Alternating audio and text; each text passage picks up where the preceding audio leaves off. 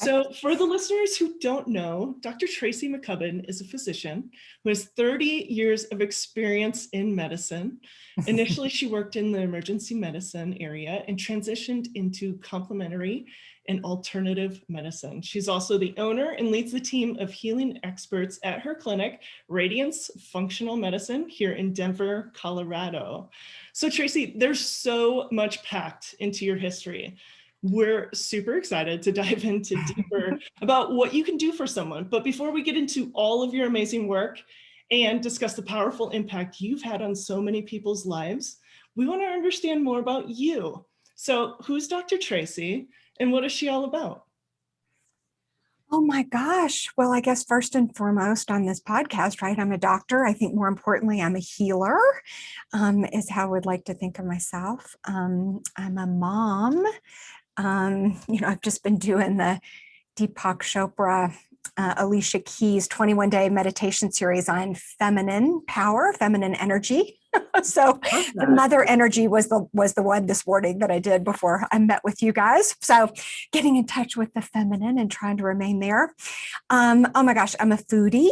I'm big on food as medicine. I am a big exerciser. Oh my gosh, I'm a friend and a sister and oh my goodness, so many things, I guess. Yeah, that's absolutely fantastic. Let's travel back then, Dr. Tracy. Let's travel back to the time when you decided, or what influenced your decision to go into emergency medicine. Oh my gosh, I had a bit of childhood trauma. I was very close to my grandfather. He passed away of a heart attack when I was just before I was 5 years old. And I think as the paramedics came into the house, my aunt's big boxer was there, Greta, and they were waiting and they wouldn't come in. And I kept, help him. I kind of got away from everybody when I actually jumped on and was trying to give him CPR, I think, trying to wake him up.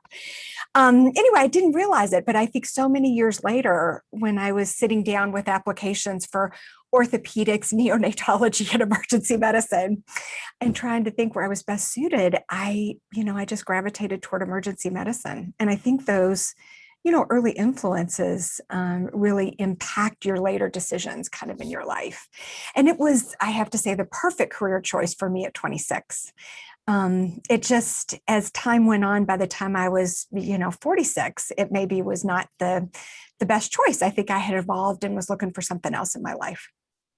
Yeah, absolutely. Amazing how those things, even back to when you were 5 years old, had such an impact on kind of the trajectory of your professional life.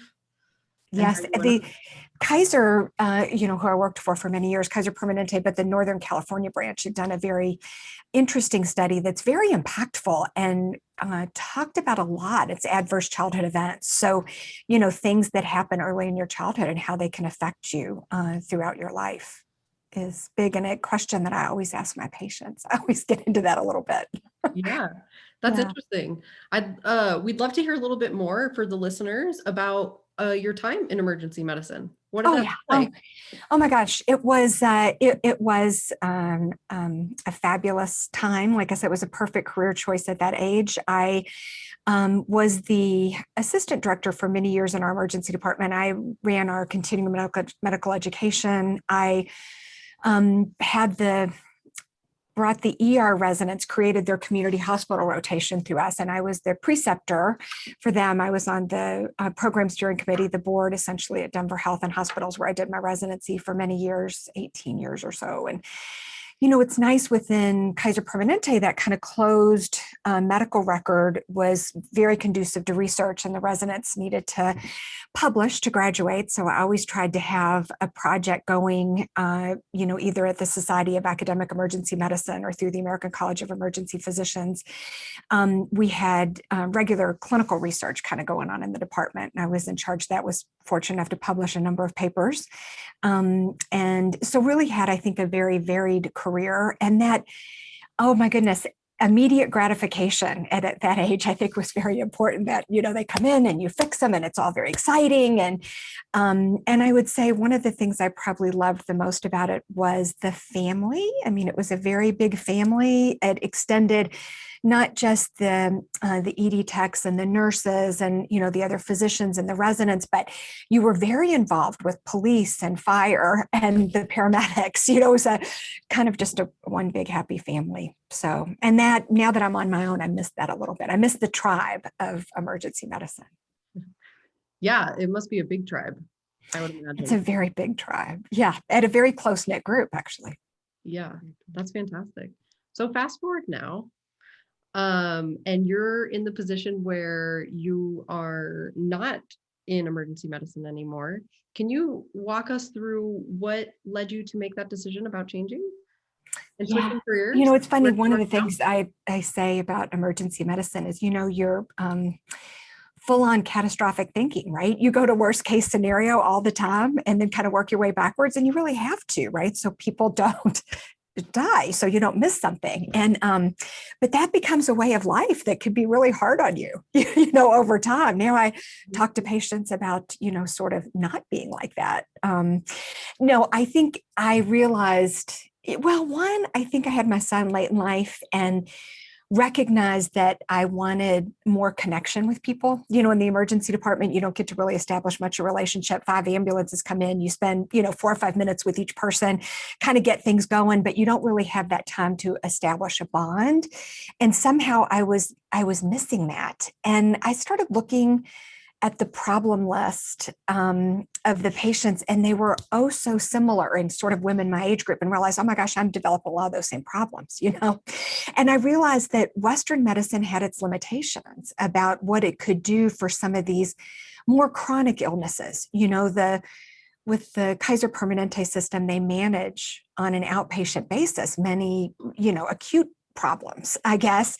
And what's coming to you is sort of decompensated chronic things that Western medicine didn't always have the best answer to. And I, oh my goodness, met Dr. Andrew Weil at a health spa called Canyon Ranch in Arizona, where he did a lot of work, way back when, early on in Tucson.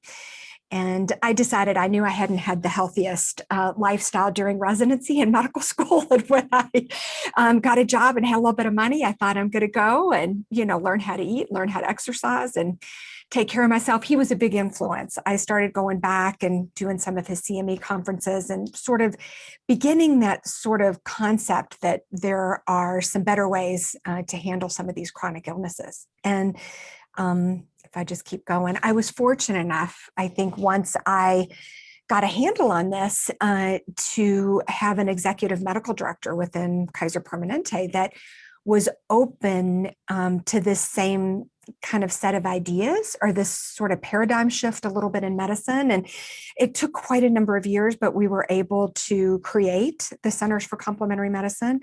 And I was the medical director. The program still, assistant director, and very heavily weighted in the emergency department clinically. But we introduced things like acupuncture and chiropractic and massage therapy. I got a research grant to bring in John Kabat-Zinn's mindfulness-based stress reduction therapy. And it was very successful. And I think we started helping a lot of people.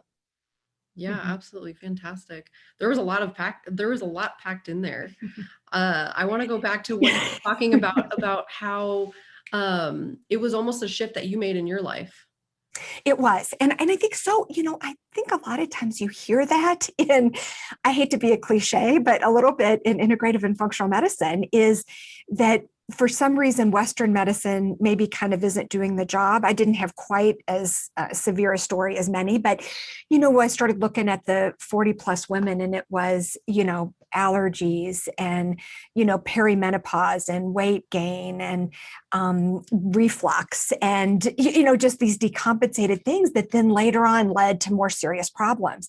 And I started realizing, wow, I haven't lost the baby weight. Like I could almost see myself developing a little bit of metabolic syndrome. And I was picking up on it, but my primary care wasn't. And I thought, gosh, it's really just time to make some of those changes in my own life. And then I think once you discover that for yourself, you have to just spread that word. I mean, there's so much more that you can do. And once we had proven our worth, I guess, we had 4 locations for the Centers for Complementary Medicine. Then I went to the board at CPMG, the Colorado Permanente Medical Group, and made a plea. Andy Weil had a 2-year fellowship in integrative medicine at the University of Arizona. And I said, I think I'm ready to, to make this switch. And they supported me in going to do that fellowship. It wasn't really a residency, it was a fellowship. I think it started with you had to have a really good base, right? And then everything was very advanced. So it was definitely a fellowship. And with the agreement that once I finished the fellowship, I would graduate from the fellowship and then graduate from the emergency department and go on to have a clinical integrative medicine practice, which I was able to do at Kaiser Permanente. Yeah, absolutely. And then fast forward, where are you now? Oh my goodness. Well, I thought, before it's too late. No, it was still, regimented, I bet, in terms of what I could practice. I remember one of my first acupuncturists I hired, he said, I'm kind of doing acupuncture with my hand tied behind my back because I can't use herbals. The regular patient, run of the mill average patient from Kaiser Permanente was maybe 65 and on, 6.5 different medications. So herbals were difficult to use and kind of incorporate. There was some of the testing, just some things that I didn't feel like I could do to fully expand and help people. And I had come up on my full early retirement and thought, gosh, if I'm going to really do this the right way, better do it before I get too old, don't have the energy. So I took my full early retirement after 27 years and went out on my own and started this practice. That's so amazing. I think a lot of us as practitioners can resonate with something that motivates us to get in the field. We see something happen. We really want to provide a level of change that's impacting and powerful for a lot of people. If I can ask, what do you see different with what you do now versus what you did in your history before? So what's changed in like your practice, your way of thinking, anything like that as you've gone through your trainings and all your integrative kind of courses now? Oh, and I should say too, then I went on after I did the 2-year fellowship and had about 5 years of a clinical integrative medicine practice. I went back and did the functional medicine training through the Institute for Functional Medicine, and then got certified there as well. Mm-hmm. So incorporating kind of all of that along with, your 27 years experience, I try not to have the catastrophic thinking. I think that, you'll never get the emergency medicine person out. I see some things and I'm like, okay, we're going to have to do something about this today. We can't really work on this over 6-8 weeks. And have definitely, diagnosed some things even in my integrative medicine practice that are more acute, I would say. But learning to work, I think, with the person. I was fortunate enough to have 45-minute appointments within Kaiser, but now my appointments are an hour and a half to 2 hours. And I think it takes that long to establish the rapport with the patient that you then can really get to the heart of the matter about what's really going on. And I think that's, a lot of people cry in the office, but I try to say that's okay. That's when the healing begins, and I think it takes a while to kind of get to that point. And I have a much more of an established relationship, I think, am able to utilize motivational interviewing in a way that I wasn't really before, because I think that takes a while, again, to establish that rapport with the patient. I totally agree. I think it's completely a game changer when you get more time with somebody to understand those levels or those layers that somebody comes with. There's a history upon all of these symptoms that somebody's feeling and presenting you with, right? Oh And my so goodness. it leads me into my next question. What are you seeing? Who do you help in that sense? What are some of the symptoms that you're helping women with or men with and all that stuff? If you could help the listener understand. Yeah, I'd say my probably my basic demographic is women 35 to 65. And I think a lot of it is based on hormone imbalance. The younger folks, I think, trying desperately to have a baby and just not getting anywhere. I have a number of patients, seems like when they come to me, it's the last ditch effort. They've done their IUI a couple of rounds, they've gone through IVF, in vitro fertilization once, and they're just not getting the results. And, what they're getting from Western medicine is you have, ovarian failure and, this is not going to work. And I think the mindset, they're really kind of beaten down by the time they come in. And I just look at things a different way, and we're having great success kind of in that area. And then I think menopausal women, perimenopause, menopausal women, I think a lot of stuff comes out. Well, I don't think, I know, because I've seen it. A lot of stuff comes out during that transition from phase 1 to phase 2 of our life. And as women, there's just a lot of things that come up that we have the opportunity to work with and to kind of move through. So a lot of the mind body comes into play at that point. But I also see a lot of autoimmune conditions. I think Western medicine has gotten a little bit of that tendency. I mean, it's still wonderful. We live, to 90, average lifespan now, I think, for a woman is 81 years. We live a long time because of the advances in Western medicine. So that's always going to be a part of me and a part of my practice.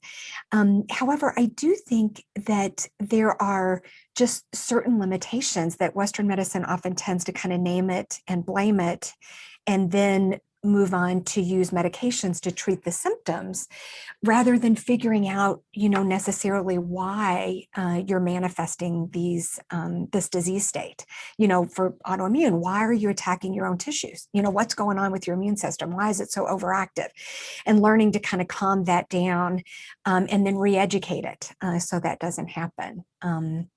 And a lot of GI issues, a lot of gastrointestinal issues. I think the world is becoming more and more stressful and more toxic. And a lot of that gets stuffed down. And a lot of the gastrointestinal complaints or issues, or just starting there as a pathway to inflammation, which then goes on to cause so many chronic diseases. I think those are all things that we look at, work with, and that's how people seek me out. Yeah, absolutely. There's so much impact that you have on the community. You can see it in all your testimonials, stories, everything that you guys are all about. You can feel it in your energy at your practice and in your clinic, and whoever you talk to, whether it's Shelby on the phone or one of the other healing practitioners that you have. I think I would love to help the listeners know, because I think sometimes people don't understand or aren't too familiar with what are the symptoms that somebody who's a female, middle-aged, who's going through menopause, what does that look like? And can you give a specific story about somebody that you've helped, kind of where they started in their journey, and then how you took them through it? Yes, absolutely. And I would say the first thing that I sit down, well, first I ask the patient, do you have any questions of me? My background, my training, my philosophies, that sort of thing. And then I sit down and try to get to know them, because integrative and functional medicine is not a one size fits all. So I like to know the person who has the condition as opposed to the condition the person has, because, you take 10 different women going through menopause, they're going to present with 10 different constellation of symptoms. There's some classic ones, but whether number one is, I can't sleep, whether number one is I'm so agitated and yell at my children all the time, whether it's, I'm having such hot flashes that I can't function at my job, or I'm awake all night because I'm having night sweats, it's, anyway, there's so many, right? There's so many different kind of manifestations. So we try to always meet the patient sort of where they are, have people list their health goals and kind of get in there with them. I would say It's so hard to pick one, right? It's so hard to pick one. I'm trying to think of one who, was that more autoimmune or was that more menopause? I think menopause was a huge part of it, but lifestyle just altogether. I think maybe I'll just pick something a little bit easier. She was a little bit more complicated, but, she came to me not able to walk, and, she's now climbing mountains. So that's kind of a good thing. But I think generally women, whether it's, and some women it's 40, some women it's 47, some women it's closer to 50. It's very variable. You often go into menopause the way kind of your mother, your grandmother, your sister did. It's very genetic. But in the early phases, what you'll see is the progesterone starts to decline, and that's a constellation of symptoms. And so we'll sort of work with someone, maybe we're using progesterone for 14 days of the month. And I do like to test, by the way, and not guess. So there's a number of different tests that you can see rather than just guessing what they might need. But we might use some bioidentical progesterone days 14 through 28. And then they're sleeping better, and some of the weight comes off, and their moods are more stabilized. And then we go a couple years down the road, and with like, oh, we've lost our sense of drive. My muscle mass is not quite there. I don't have much libido, so then we might have to check again. We test every year, but maybe the testosterone level's gone down. And so we might add a little whiff of testosterone. I'm much more about less is more when it comes to hormones. Hormones operate in very tiny amounts. I don't use the anti-aging doses. I use the smallest amount to control the symptoms. So just a whiff of testosterone. And then, maybe 2 or 3 years down the road, we start to get into the hot flashes, and some of the night sweats become more of a problem again. And maybe we're having some migraines, through the month. Anyway, variety of symptoms. And that's when it's time to add a little bit of estrogen in. So a number of the studies have shown that I should say bioidentical is much safer than synthetic. If you look at the July 2002 Women's Health Initiative study, that was a synthetic estrogen progesterone Pempro. So bioidentical is safer. Certainly topical is safer than oral. And if you're going to use estrogen, you want to start it as the estrogen is declining, so you get the most bang for brain, heart, and bone. And so you start off really small, and then you may have to go up, and then you kind of come back down as they progress through each stage. Yeah. It's fascinating. Yeah. It's really fascinating. And I'm thinking not about one patient, I'm thinking about 25 patients maybe that have gone through that with me. I love all your stories. You literally inspired and changed so many lives. Help us understand somebody who's come to you, even if it's autoimmune, even if it's menopause related. Help us understand a story of somebody that you helped.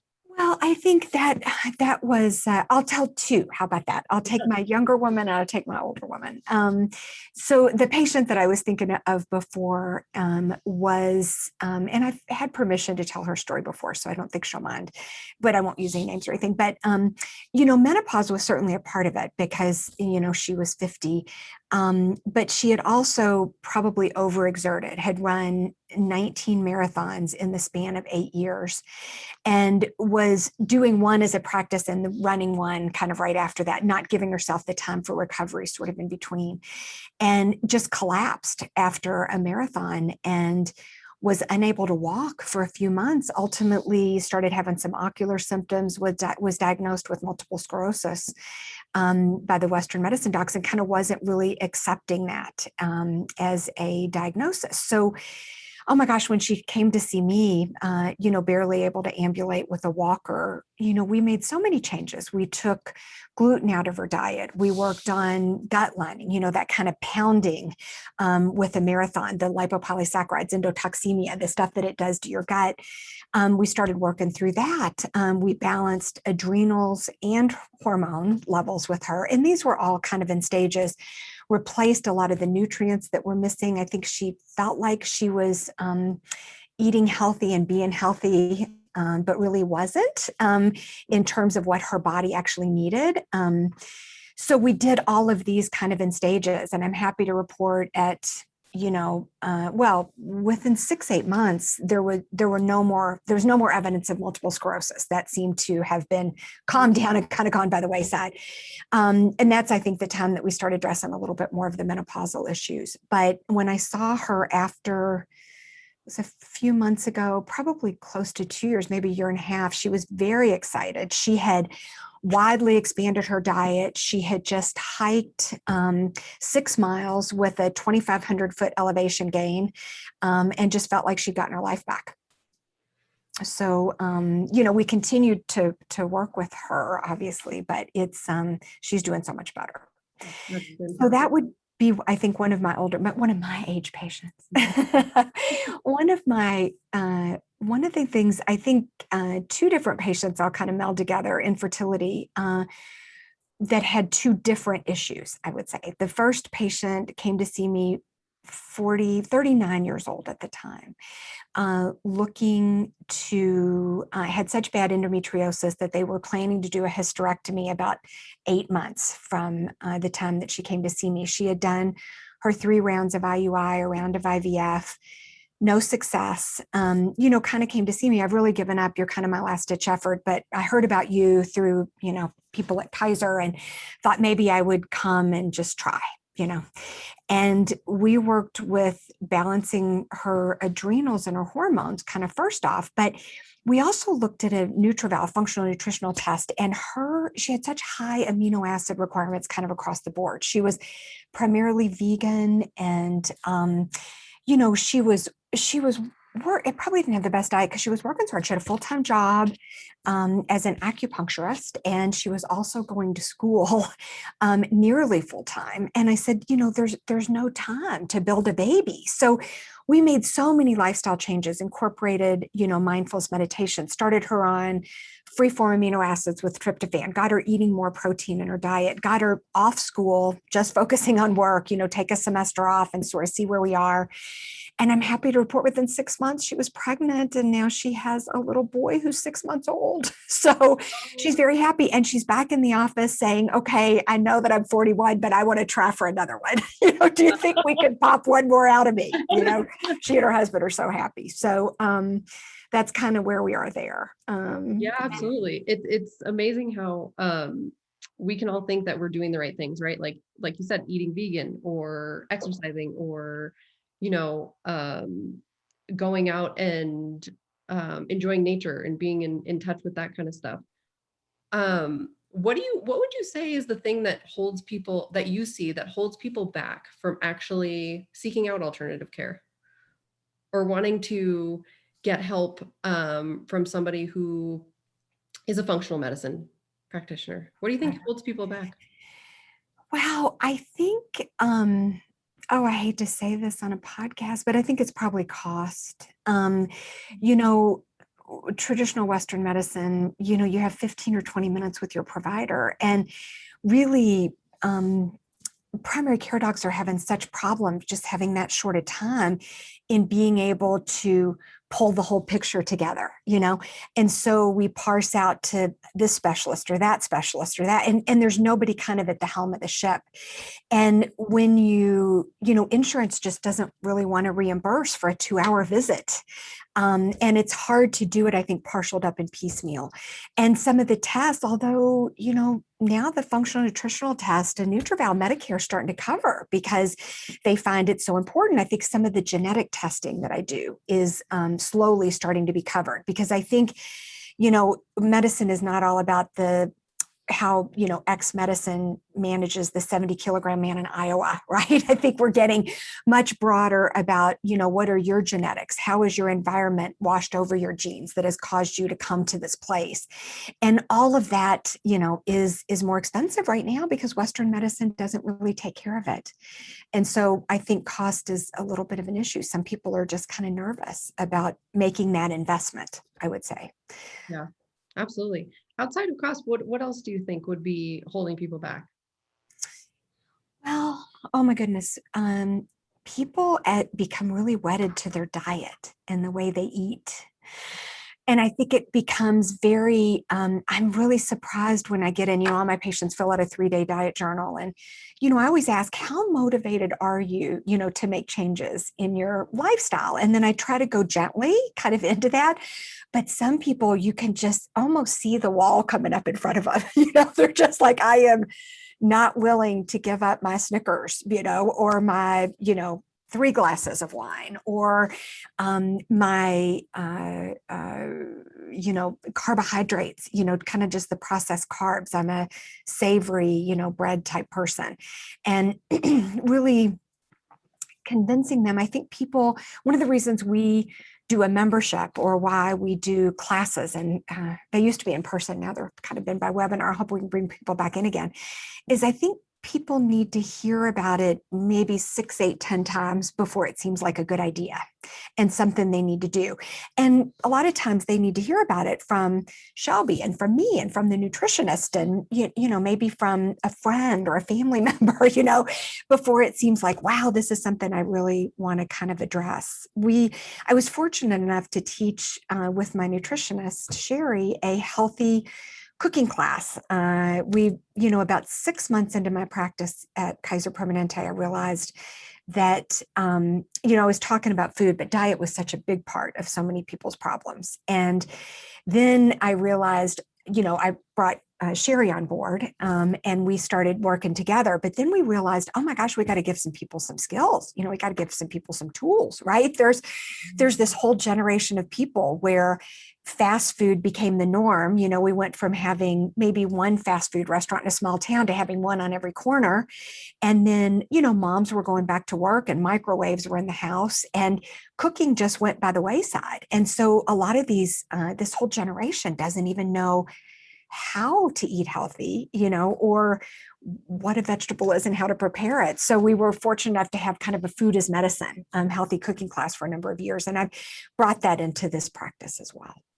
I think that's so true. And something that stands out to me is the need for instant gratification, right? Yeah. Somebody just wants changes. Like, I've decided I'm going to do it today. Tomorrow I should be better. Yes.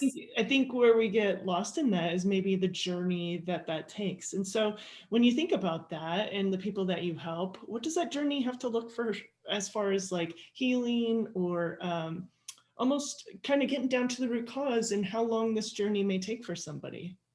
I think explaining that really early on is part of it. I use the McDonald's drive-through analogy, that it's not, it isn't a quick fix. I think there's a lot of hand-holding kind of that goes along, a lot of support through the way, and just realizing that it, so often I tell people it took us, it took you 15 or 16 years to get here, right? It's not going to be fixed overnight. We're talking, a year or two, not 15 or 16 years, but we're taking a year or two, to get us where we need to go. When I work with people with weight loss, we just did a Healthy Weight for Life webinar, and I just wrote an article for the Wash Park magazine about healthy weight for life. But when I talk to, patients about that, making those sort of lifestyle changes, and, it's a half a pound a week, and it's, let's only get on the scale once a week, because you're going to get discouraged if you're compulsively weighing yourself twice a day and not seeing any changes. And it's really amazing how you have to break that habit for folks, and I think women especially, because, when it comes to a woman, fat builds a baby, right? And so we're a lot, we let go of that, of our weight. We hold on to it for a lot longer until the body and the brain says, hey, wait, I think we're trying to lose some of this weight, right? And then the pounds start coming off slowly, but you may not see changes for 6, 8 weeks. So I try to, instill patience, I guess. And, when you get into something like that, just as an example, you have to go to what is your relationship with food? What role has food played in your life? What role does food currently play in your life? And get into the psychology behind all of that. And that's what I think a lot of times where the stumbling blocks kind of come in, where the roadblocks come up. That makes total sense. Yeah, absolutely. As far as the listeners go, and I'm sure they are probably thinking the same as us, where we just want to keep asking a million questions. What are some like top tips or tools that you can think of, maybe one or two that you think, yeah, exactly.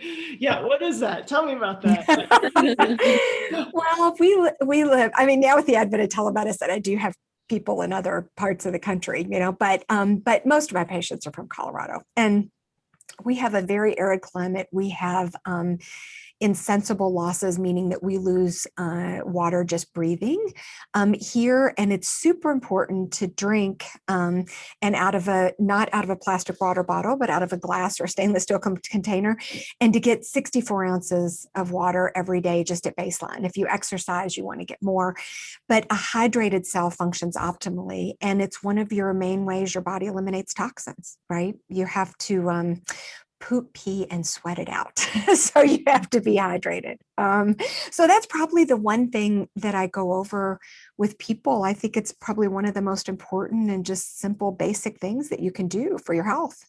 And what does dehydration, like if somebody's chronically dehydrated, what kind of symptoms do they display that you see? Oh, well, something that you all deal with is pain, right? I mean, muscle pain, joint pain, sort of all of that.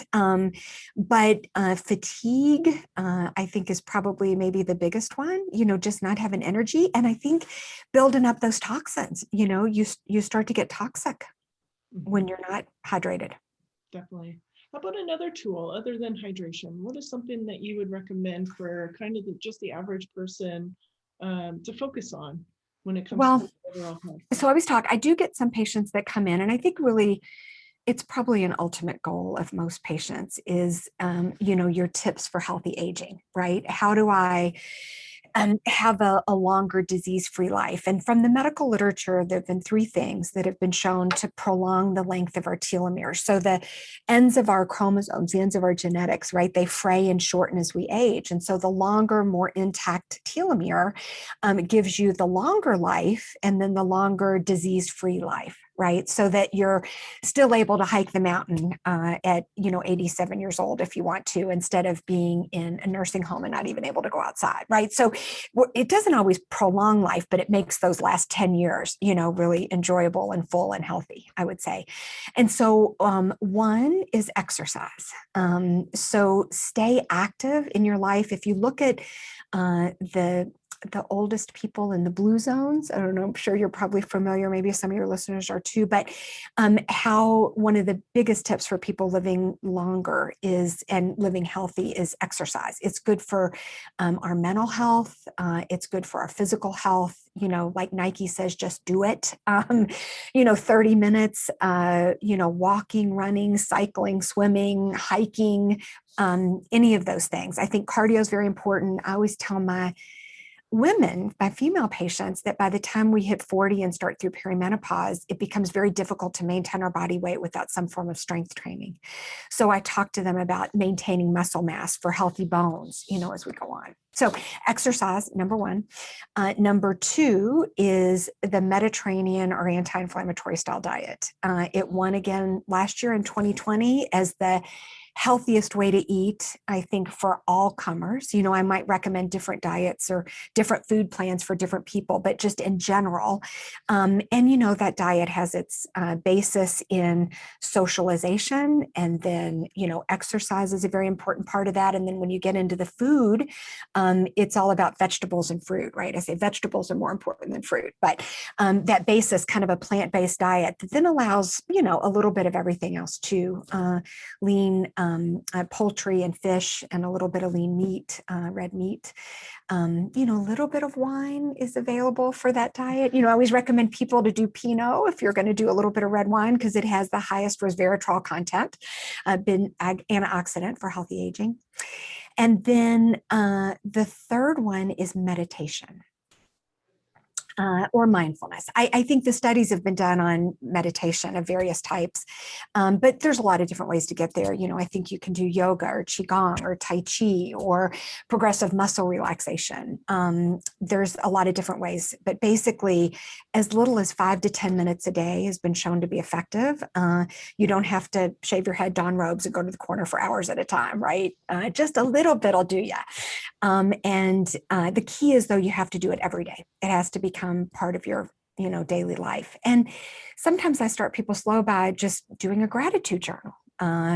Just maybe doing the 4-7-8 breath, Andy Weil's 4-7-8 breath, and doing that twice a day to kind of ramp up the parasympathetic and dampen down that sympathetic outflow. But those are probably my top three things. I mean, I talk in each visit about diet, nutrition, about exercise, about mindfulness, about sleep, about, we always review people's supplements. Sometimes people are way duplicating and taking way too many things. But I talk about what brings you joy and, what are the quality of your relationships. I mean, we get into the whole gamut. Love it. There's been so much good jam-packed information in here, Dr. Tracy. We appreciate your time so much. We can't wait to get this out to our listeners so they can ingest all of this valuable information.